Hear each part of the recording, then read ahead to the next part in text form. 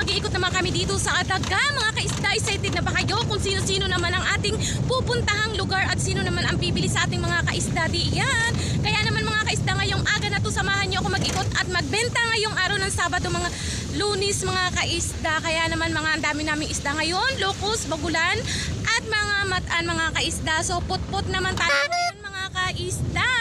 So good morning mga kaisda diyan. Ngayong araw ng Lunes, nandito kami sa daga at para naman po mag-ikot at magtinda. So mga kaisda diyan ka na at ako'y mag-ikot pa nga mga kaisda.